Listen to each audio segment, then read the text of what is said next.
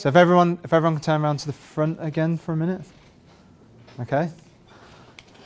So, considering the second cards were probably way more complex than the first ones, there was a lot more intricacies going on. I mean, down to like the beer can, the moustache, down to the hats on people, coats. You're talking about colours of text, writing text, things like that. And when you face it, the drinks just had some colours in a square grid as well.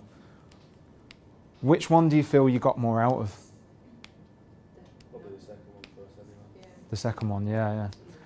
So, did you realise at all as well, I noted it on here, that in the first iteration we did, the waterfall model, the total time at the bottom was 16 minutes. And total time for that was also 16 minutes. So did you feel you got a lot more done in the second one than the first one? A lot more interaction. So, does anyone want to make any comments about that and why they felt it was different, the differences between the two?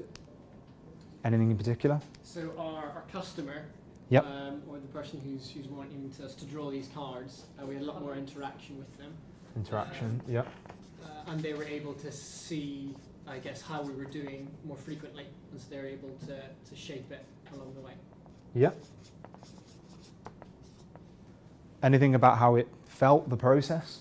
Was it more difficult? Was it less difficult? It's more rushed, but you've got more Rushed. Yeah. Yep. We've got a minute, how are we going to draw it in a minute? Yeah, that's really interesting about it actually. And I will come back to that point in a bit. Anything else anyone wants to say about it? I think it was weird that you asked the questions about the one before, but you need to focus as well on the other one. Yep. That was a bit like, Yep. you don't know how long to ask the questions for the first one, and then have time to get the Yeah, so other one done. Yeah. adaptability really. Yeah. So that interestingly is all part of kind of the learning curve, and you'll notice that the first time you did it, even though you had 2 minutes in the first one, you get past that first 2 minutes and you go, wow, we should have done that entirely differently. And by the time you got the second iteration in, you've already learnt the mistakes from the first one.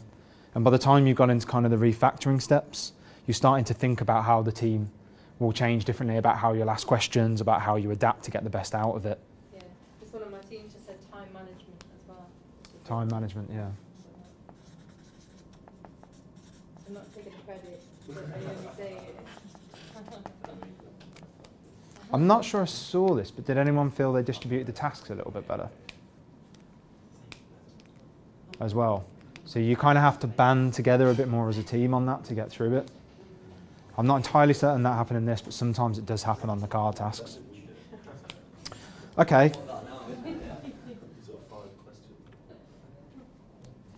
So, so the difference you have between the two are, the first one up here is your waterfall model, the one I spoke about before. Now the difference with the second one is it's more agile. So what we're looking to do in the software development space again is to take this kind of waterfall process and batch it in together into what's effectively mini projects.